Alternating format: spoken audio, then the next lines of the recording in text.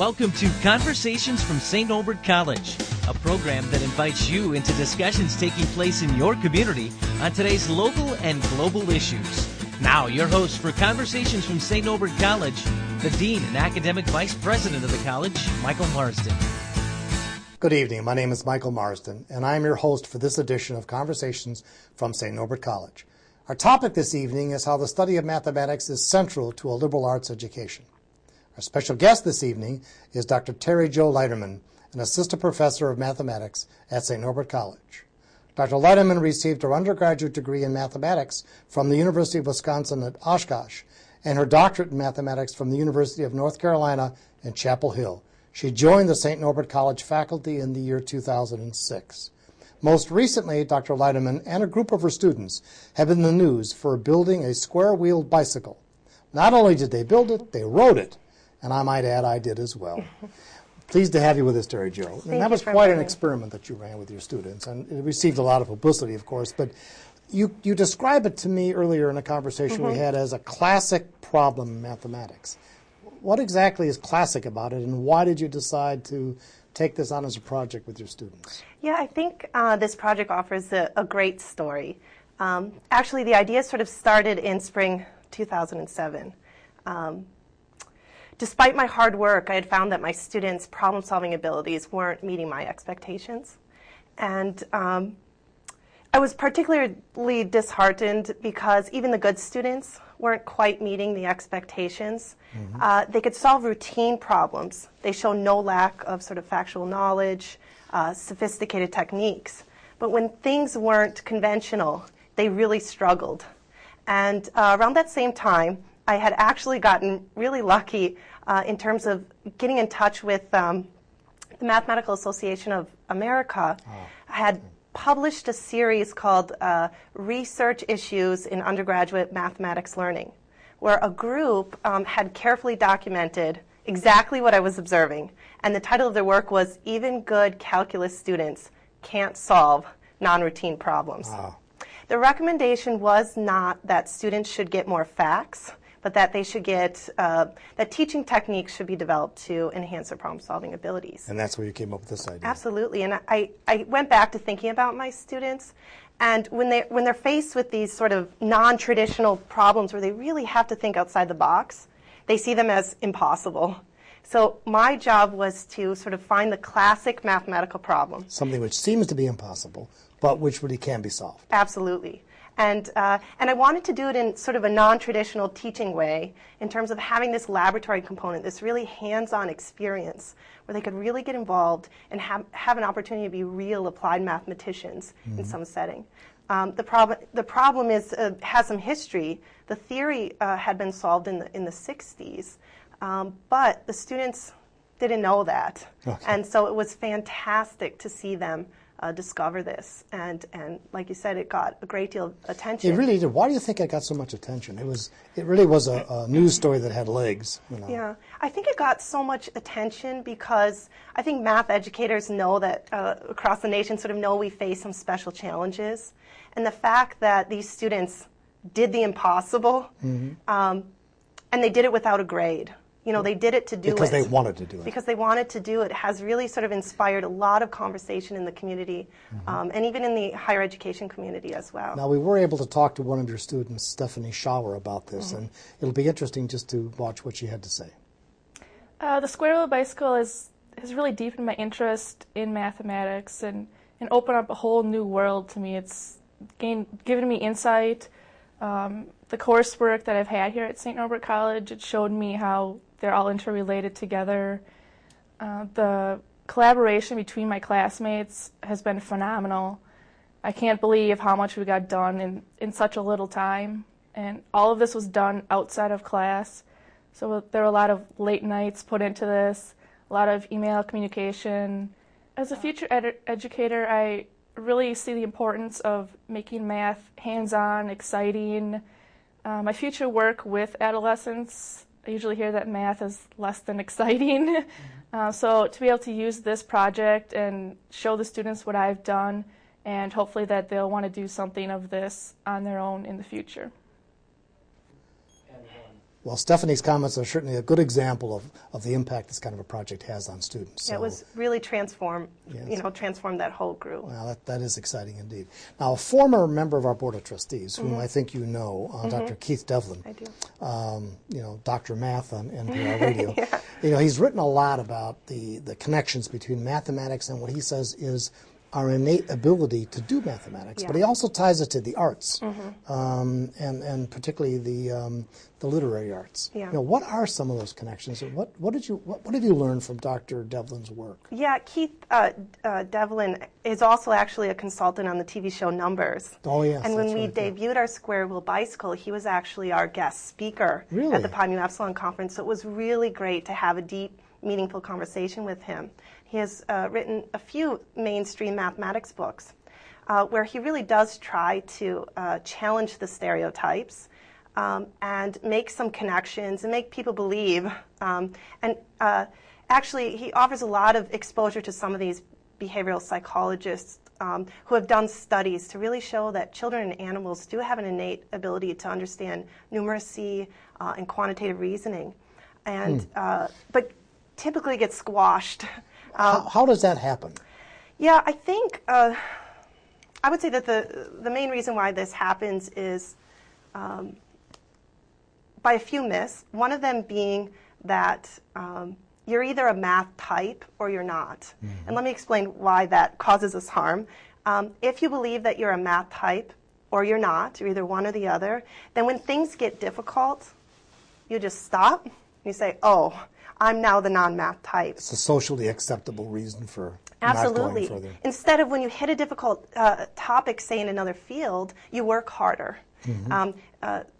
People who study mathematics, usually when they hit that difficult spot, they just stop working and classify themselves as not being able to do mathematics. And again, as you said, this social acceptance that it's okay to barely pull off the math grade, which really have isn't anxiety fair. about it. Yeah, have anxiety about it, and Keith will sort of challenge these stereotypes by trying to make connections with maybe what's not obvious. And you mentioned art. I'll give an example with music. He will say, well, modern mathematics is mathematics in general is full of symbols. But the symbols is no more math than the musical notes is music. Okay. So when you look at a sheet of music, that's not the music. You understand that. It's when the notes are played that the music comes alive. And so then he makes the analogy that it's when you do the math, when you get to training in the symbols, that you can apply the logic, that math can actually come alive. And mathematicians will generally think about mathematics as a way of thinking, rather than this idea that it's numbers. And that's one of my challenges in my classroom, is to try and get students past this idea that if they just carefully memorize a lot of facts, they will do well. Yeah. And mathematics is problem solving, which involves experience. So there's an aesthetic to mathematics. Absolutely. And the first time this became clear to me is when I visited, this was 3 decades ago, I think now, the Fermi Lab outside of Chicago, which is in Batavia, or I think it's in Aurora, just outside of Chicago. And the Fermi Lab, is a giant acceleratron, and the man who ran it was a physicist, obviously, but he was also a poet. And I thought that was an interesting way to describe, the world of neutrons and atoms in a sort of a poetic fashion. Oh, I thought absolutely. It was a nice and interesting connection, which I think is also a good metaphor for mathematics. I think this is where there's, math offers this great service to students. It's because mathematicians, there may be classic work in which there's a solution, but there's so many ways to get there. Yes. And so anybody who has some training can really offer some personality into the solution. You're also suggesting that there is an enjoyment to mathematics, that people who stop at a certain point and plead, math anxiety are missing out on a lot of beautiful things. Yeah, I agree. They don't get to, it's this place in which I need to get my students to understand the language, and then I can start playing the game. And on my toughest crowd, I'll say 2 things. One, make the analogy with mathematics and sports, that let me tell you the rules, and let's see how well you can play the game. And then the other, to motivate them, is that proof that one can do difficult things is something they should attain in college. Back to your, again, classic problem in mathematics to teach them they can do the impossible, or what at least appears to be the impossible. Absolutely. At that point, to make that possible. Right. Now, to shift the topic a little bit, but related, I think, at the same way, you have a long-standing interest in getting more women into mathematics and science. Yeah. And, what do you think has kept women out of it in the past, and what do you think are some of the steps that we all need to take to encourage women to go into math and the sciences? Yeah, women are really underrepresented in math. The Association for Women in Mathematics started in the early 70s at a point when it's documented that at our national meetings, our national mathematics meetings, 0% of the invited lecturers were women. Zero. And about 5% of the general contributed papers were from women. Today, about 25% of PhDs in mathematics are women, but nearer 5% are in tenure track positions. Wow. So the things that you're noting are absolutely, real. One thing, again, that comes back, I think, with not getting women in STEM fields, STEMs are science, technology, engineering, mathematics, is part of it is getting the wave to propagate, I think. When a group is underrepresented, it's difficult to sort of find, to break through, to get through when there's no one like you there. And so part of it is the timing and waiting. I think the other thing is that mathematics traditionally is sort of a rigid field. It's got this sort of rigid structure to it in the way we do proofwriting and think about problems. And women generally approach problems in a little different way, or solving problems in a different way. I feel lucky, actually, that I'm in mathematics because I had some great mentors. And I find it unfortunate that too heavily women have to rely on luck to get into these STEM fields. And you intend to change that, I'm sure. Yeah, I do. To try to be a really strong role model in mathematics. I have two colleagues who are also females in my discipline, who are also fantastic role models, especially for our future teachers. And really also trying to keep closely connected with the mathematical community through scholarship and research and, walking the talk. Again, part of being that role model. So hopefully Stephanie will go on to a career teaching mathematics. Yeah, absolutely. So I think it has a lot to do with mentoring. National organizations like the NSF, National Science Foundation, is supporting mentor programs for women. So it comes down to social acceptance. Still, women at math camps don't necessarily want to say they went to math camp. No, I understand. And finding a role model. So I'll wear it with pride. Oh, good for you. I simply want to remind our viewers that you're watching Conversations from St. Norbert College, and our special guest this evening is Dr. Terry Jo Leiterman, who is an assistant professor of mathematics here at St. Norbert College, and our topic is the importance of mathematics in a liberal arts education. What other projects are you planning for the future? I know your focus is on community-based research. I know that. But what projects could you share with us that you're thinking about engaging students in the future? Yeah, actually, there's a long list. So it's easy for me to talk about this and excite students about the things that you might do in mathematics. I really value the interdisciplinary aspect, the way mathematics can contribute in that way with the sciences or the humanities, and service learning. And one project I really like to get my hands on would be doing something sort of green, which seems to be really popular, especially among undergraduates. They really have they feel really connected to this idea. And thought about doing maybe some traffic flow modeling on Main Street even, and check how green our Main Street is in terms of timing the traffic lights, how long are cars idling. So by timing them better, we would have less wasted gasoline. Absolutely, absolutely. And perhaps the answer is that Main Street is green, which would be great model. If it was, Yeah, if it was. Other things include connections with biology and ecology, working with students on, say, understanding population dynamics modeling, whether that be in terms of, population of an organism in a lake and how that might affect the ecosystem, or population dynamics modeling in terms of understanding the spread of disease. I'm really, really interested in any kind of project that might connect maths to something else. Interesting. Now, how do you connect all that work with your own teaching and research? I mean, the teaching is clear, I think, but how about your own research program? Yeah, Yeah, I maintain a scholarship, my thesis scholarship with the University of North Carolina. And in there, we do a lot of math biology. So we understand, we do some mathematical modeling of the human lung, trying to better understand how it functions, with the goal trying to understand cystic fibrosis and improving drug therapies. So how that might connect here, I think it connects indirectly because it keeps me connected with the kind of real-world problems that people need solutions to. Which have a mathematical component. Absolutely, and I think many of our fields, especially in the sciences, we understand that we cannot make that next big step without our allies, our other allies in the field, and this means, say, working on a problem like understanding how the lung functions in a way in which we can understand drug therapies for a genetic disorder requires insight from mathematicians and chemists and physics and biologists. And real collaboration. Absolutely. So yeah, what do you think has kept us from collaborating more in the past? Because I think clearly collaboration, in fact, I think you would argue, I think you'd agree, that a lot of the breakthroughs occur at the very edges of the disciplines, don't they? Yeah, they really do. They occur there, and how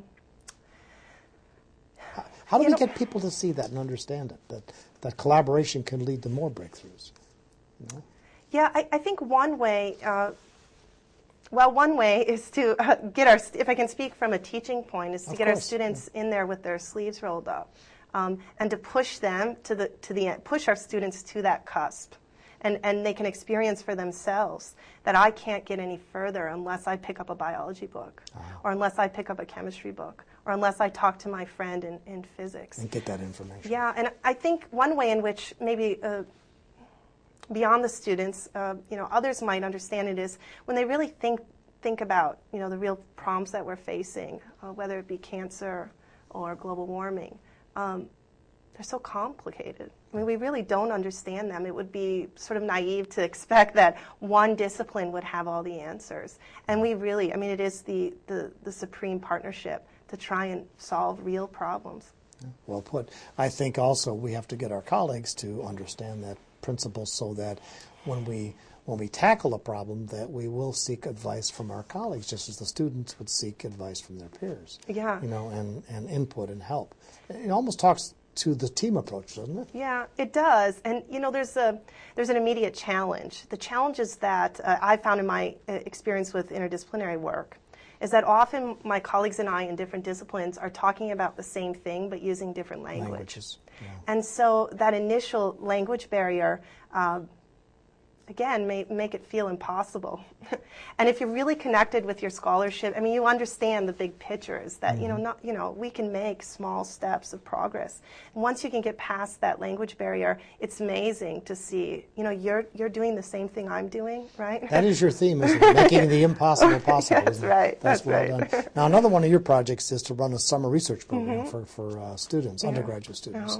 Tell us about that, because you started it last summer, and you're continuing to seek funding for it. And tell us what you hope to accomplish with that program. Yeah, I joined the math discipline here at the college a few years ago, and we have a long history of sending students to national math conferences to give presentations. Actually, under the leadership of my colleague Rick Poss, we have sent students to the National Math Fest meeting since 1985 every year.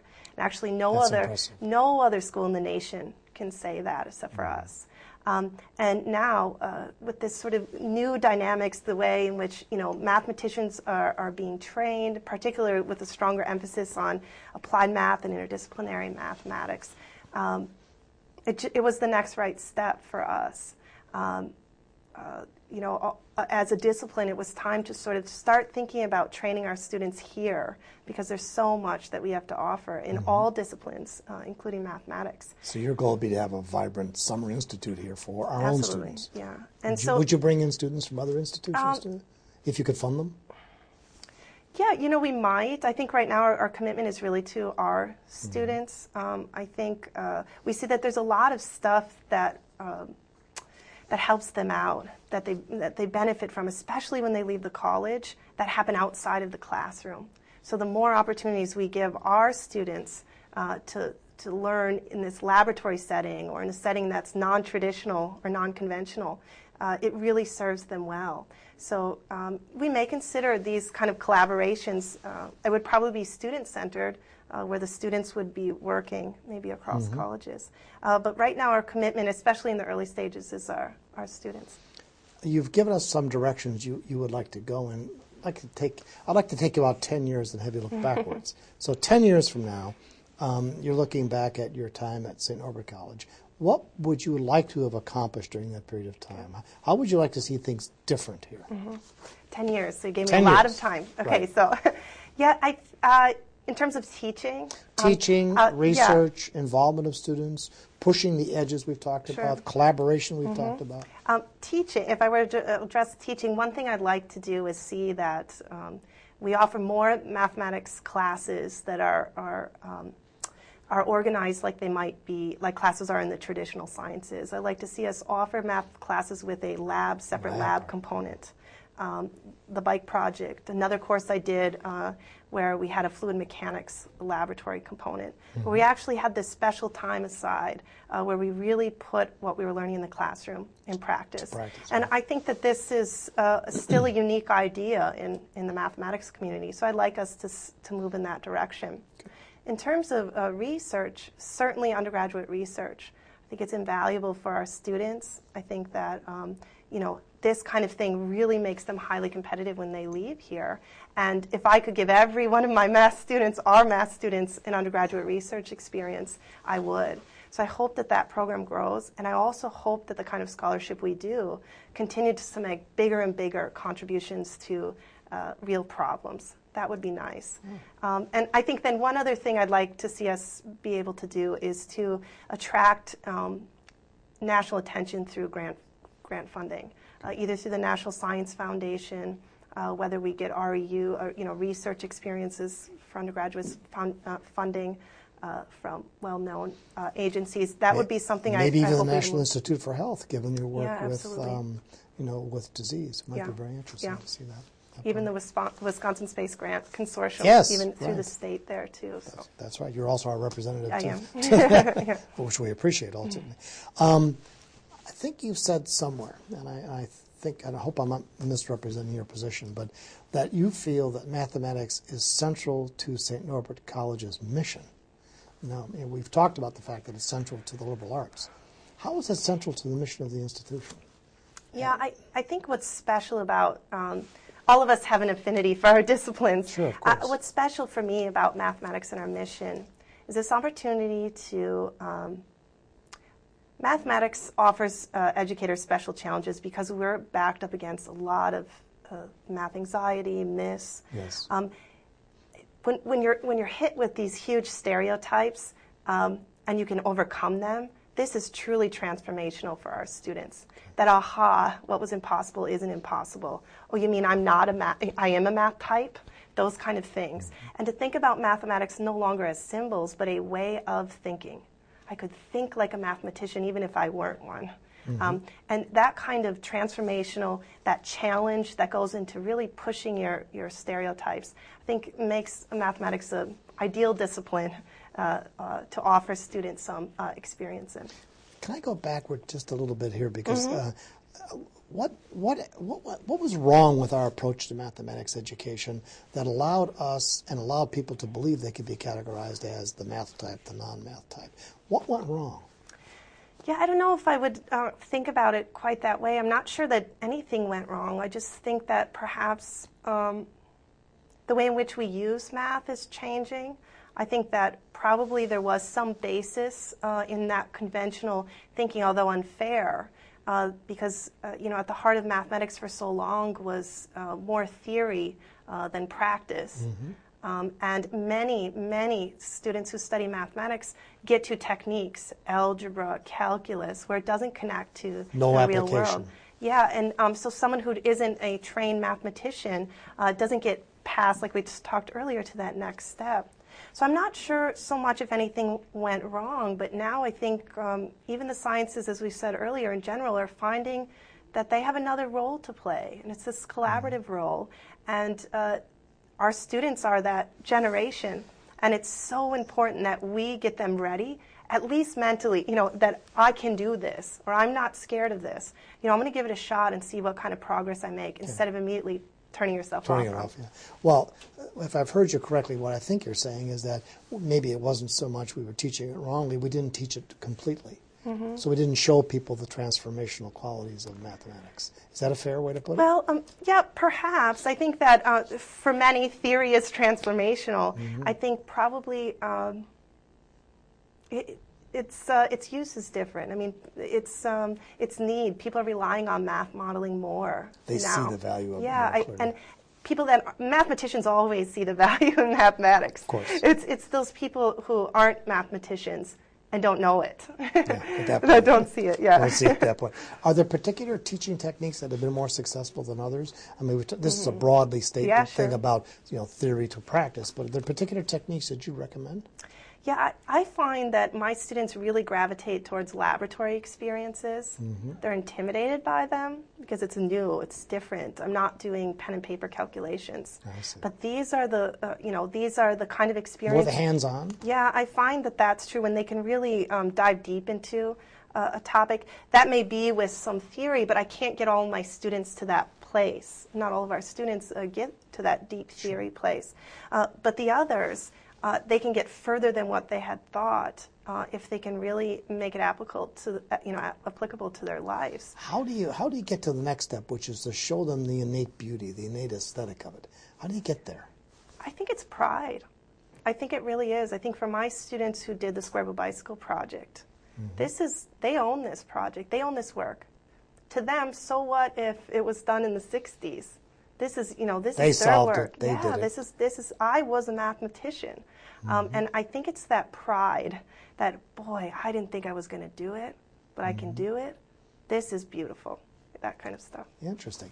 Now let's go back to teaching women again, because we have a special need to increase the number of women in mathematics. Yeah. What approach do we need to take to get them to see and appreciate and embrace the beauty of mathematics? Yeah, one thing that I find I spend more energy on with my female students than my male students is instilling a sense of confidence. Okay. I find that my women math students tend to second-guess their instincts. That, again, this idea that somehow innately they're really not supposed to get math. Because it's a male thing. That's right. They hesitate. They're not ready to offer that very clever suggestion. And also I find that it means that there's this weird way in which I have to be very intentional about getting my students to work as a team, because they tend to sort of want to train off in these traditional roles in my class, where the men who might have some challenges in math don't want to say so, and the women who can do it don't want to say they can do it. Can do it. Very interesting. And so I really confidence is huge. Stressing that if you don't make a mistake, you don't learn anything. And in my classroom, it's okay to say something wrong as long as you say something. And contribute to the general conversation. That's right. Very interesting.